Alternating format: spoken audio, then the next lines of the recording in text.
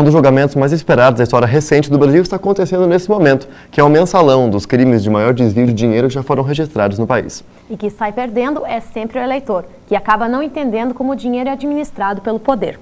Para discutir a relação de campanhas políticas e o dinheiro, a gente tem aqui no estúdio dois convidados.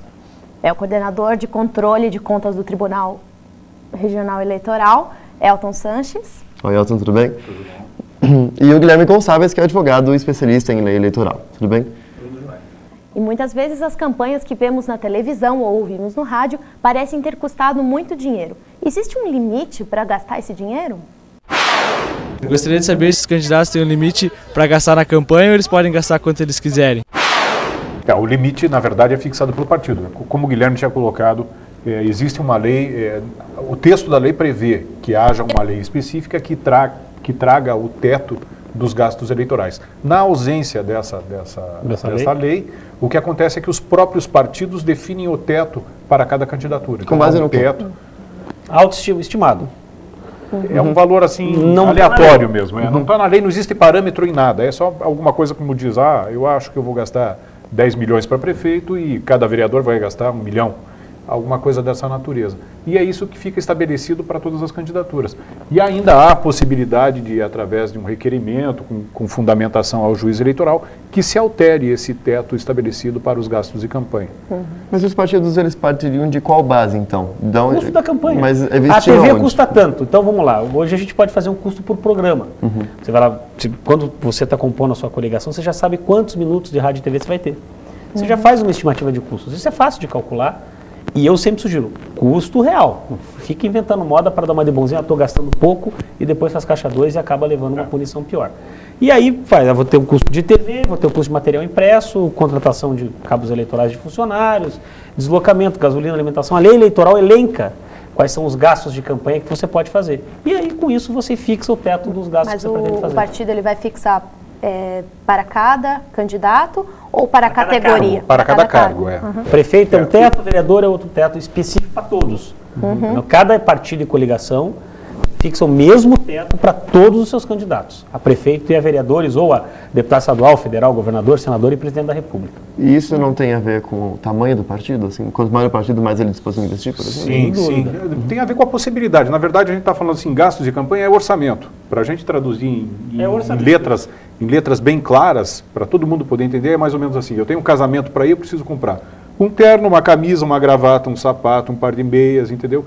Um cinto, então mais ou menos assim, eu tenho que saber quanto é que eu vou precisar para ter para enfrentar essa despesa. E ao mesmo tempo que você prevê, eu preciso tanto para enfrentar essa despesa, você, dependendo do teu nível social, vamos dizer assim, do tamanho do partido, pode prever se ele vai usar um terno mais simples ou se vai usar uma roupa mais sofisticada, uma gravata de seda ou não, né? Então é exatamente isso, grandes partidos têm a possibilidade de enfrentar grandes gastos.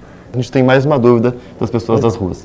Eu queria saber se as campanhas milionárias são financiadas pelos partidos ou por empresas. Os partidos existem, mas recebem as doações de empresas e pessoas jurídicas ou de pessoas físicas também, e é através dessas doações que eles conseguem ter existência no âmbito dos gastos e custear as eleições, porque eleição custa dinheiro, né? Qualquer programa que se tenha custa dinheiro. Então os partidos arrecadam e com esse dinheiro arrecadado, eles vão enfrentar as despesas de campanha. Mas nem todo mundo pode contribuir.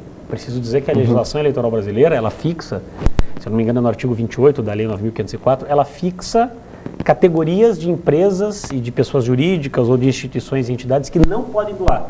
Toda e qualquer concessionária de serviço e permissionária de serviço público não pode doar, sindicato não pode doar, governo, município, estado, união ou empresa pública, sociedade de economia mista, tudo que tiver relação com o poder público não pode fazer doação. Também não pode doar ONGs, os CIPs, recebe alguma forma de subvenção de recurso público, não pode doar. O governo estrangeiro também não pode doar na campanha. No Brasil, tradicionalmente, quem financia a maior parte do financiamento das campanhas relevantes são feitas por empresas. E normalmente, uma coisa que pouca gente sabe, as empresas não doam só para um. Essa é a minha próxima questão, na verdade. Porque soa moralmente errado uma empresa doar tanto para um partido quanto para outro, considerando que esses partidos sejam opositores, por exemplo. E isso não teria muito a ver com o nosso sistema capitalista, que você investe onde está dando para ver onde é que vai dar frutos no futuro? Como ele disse antes, essa é uma questão dificílima. Por quê? Não é uma questão brasileira. Todas as democracias ocidentais enfrentam esse problema do financiamento. E essa prática de uma empresa apostar em 2 cavalos vencedores é uma prática comum. Todos os países que têm financiamento misto ou financiamento exclusivamente privado, essa prática acontece. Talvez o país que mais discrepe disso sejam os Estados Unidos. Os Estados Unidos têm uma tradição de grupos que ou investem a favor do republicano ou do democrata conforme o seu nível de negócio pelas posturas políticas de cada uma daquelas agremiações que concorrem às grandes eleições norte-americanas. Aqui também nós temos uma característica de pluralidade de partidos, né? Então, teoricamente, tem onde você investir muito mais do que até nas próprias eleições. De fato, a gente tem assistido, não é um problema também brasileiro, há um caminho ao centro, vamos dizer assim, poucas são, você não tem rigorosamente um partido de direita radical não no Brasil. Não há extremos no Brasil. Na esquerda ainda tem um PST1, PSOL, ou o outro lá, o PCB que ainda resta. Mas esse é um fenômeno também não só brasileiro. Então, assim, o que eu acho importante quando a gente faz esse debate é fugir daquilo que eu chamo de complexo de vira-lata. Parece que o nosso é sempre pior. Não é. Não é verdade. O problema de financiamento hoje é o grande problema da eleição norte-americana.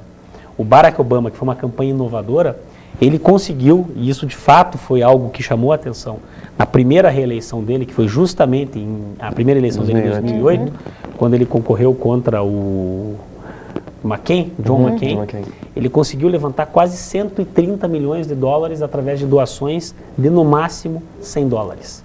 100, 150. Eleitores que iam e doavam, tinha uma rede através da internet, até o rapaz lá que fez isso para ele, foi depois contratado por alguns partidos aqui no Brasil. Mas é uma cultura norte-americana. Agora, se é verdadeiro ou não que este financiamento seja o determinante da gestão pública, esse é o debate que tem que ser feito. Porque me parece que também o avanço dos controles da administração pública tem dificultado e inclusive criado uma outra cultura, que é a cultura do medo de doar. Que, na minha opinião, ela é mais deletéria para o processo democrático do que o sujeito assumir que doou e não ter medo de dizer que doou. Porque aí você cria a prática do caixa 2, da obscuridade, do dinheiro desviado, do dinheiro que é dado escondido. Esse é desfavorável à democracia. Deixa eu só fazer um gancho, porque o Guilherme está falando uma coisa que é bem significativa. Além de fontes vedadas, que são as empresas que não podem fazer doação para campanhas, nós temos os limites de doação. Então, nós temos um limite fixado em lei. Então, por exemplo, a pessoa física pode doar até 10% daquilo que tenha declarado a receita no exercício anterior. Né? Então, esse é o limite da pessoa física. A pessoa jurídica pode doar. Isso. A pessoa jurídica também possui um limite. Esse limite é 2% do faturamento bruto também do exercício anterior. E existe uma confrontação disso, e aí dá para a gente levantar aquela questão também de efetividade de controle. Sim, porque a Justiça Eleitoral Brasileira tem também um convênio com a Receita Federal do Brasil, e essas informações que nós recebemos nas prestações de contas são repassadas à Receita Federal do Brasil, que faz a análise da extrapolação do limite de doação.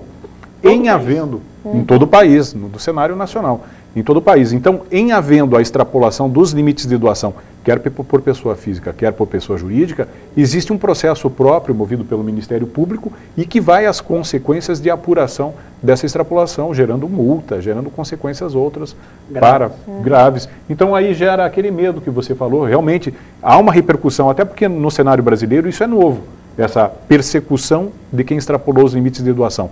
Mas desde que ela surgiu, a gente percebe isso. Claro, as pessoas estão cautelosas quanto à sua possibilidade legal. Então isso é um limitador e isso é um controle efetivo. Vai continuar existindo? Sim. Enquanto nós mantivermos o convênio... Isso não existe nos Estados Unidos. Nos Estados Unidos, estou fazendo uma comparação porque, que lindo lá o Barack Obama. Gente, aqui nós somos muito mais desenvolvidos. Nos Estados Unidos, a Suprema Corte decidiu, que é uma discussão a respeito do black money, que eles falam, o dinheiro não claro investido em campanha. Decidiram que isso é liberdade de expressão. Então, se uma empresa, aqui no Brasil, a empresa fatura, sei lá, 100 milhões de reais, ela pode doar em todas as campanhas. No Brasil inteiro, 2 milhões de reais. Ponto. Dá 100 mil aqui, 200 mil ali, 50 mil ali, mas não pode passar de 2 milhões. Esse é o teto total, ela não pode, por exemplo... 2% para cada um, não. É 2% para gastar na eleição. Como a pessoa física, 10% para gastar na eleição. Ponto. Isto é algo também tipicamente do direito eleitoral brasileiro. Mais uma contribuição à ideia de igualdade e de democracia. Se discute muito, mas a pessoa jurídica pode ou não pode participar do processo democrático. Até nos Estados Unidos, um grupo de ativistas revoltados com essa decisão da Suprema Corte, que disse que isto era liberdade de expressão, Assim, bom, então a pessoa jurídica tem liberdade de expressão e tem liberdade de manifestar-se politicamente, pode. Então tá bom, nós vamos lançar uma pessoa jurídica candidata à presidência. Aí eles fizeram uma empresa e queriam registrar a empresa como candidata à presidência. Porque se ela tem direitos que teoricamente deveriam ser do cidadão, então que ela seja a presidenta da empresa. Fizeram uma revolta lá. Super neoliberalista. Para se põe neoliberalismo nisso. Mas pense, do ponto de vista democrático, como a legislação brasileira é mais avançada, né? Então, às vezes, a gente fica chocado de perceber que no Brasil se vende uma imagem que não é verdadeira. A prevalência da figura do indivíduo em relação à figura da corporação aqui, né? Seria aqui, né? Eu acho que é interessante a gente esclarecer também, assim, só o candidato que vai prestar essa conta ou a empresa também precisa prestar uma conta? Não. Ou também o na verdade, candidato aparece a empresa. Na verdade, perante a Justiça Eleitoral, a prestação de contas é dos candidatos, dos comitês financeiros e também uma inovação desse ano, os partidos políticos. Então, os partidos políticos também vão trazer uma maior transparência. E aí, até uma matéria que tem se veiculado nos jornais recentemente é o repasse dessas doações ou eventuais maquiagens de arrecadações. O que acontece é que, com os partidos prestando contas a partir desse ano, há uma informação generalizada dos repasses havidos, assim como a origem das arrecadações. Então, os partidos, grandes ou pequenos, vão prestar contas ao TSE, vão prestar contas aos tribunais regionais eleitorais, além das zonas eleitorais. Há uma comunicabilidade de informações. E essas informações aparecem para o analista no momento de enfrentar as prestações de contas. Então, eu como pessoa física fazendo uma doação, doei para determinado candidato, determinado partido, quando houver essa prestação de conta, meu nome vai estar lá registrado dizendo doou. Exatamente o valor que sabe. R$200 por fundo dental. E é preciso que se lembre também que também na declaração de bens que você faz à Receita Federal anualmente, você tem um campo próprio para declarar a doação que você fez. Você pode se omitir? Pode, mas a Justiça Eleitoral vai comunicar à Receita Federal de que houve aquela doação. Então há uma omissão aí, né? Lógico que não dentro do cenário eleitoral, mas com outras repercussões. Então, a visibilidade que se tem hoje das doações, dos repasses, das movimentações bancárias é absoluta. A transparência é muito grande.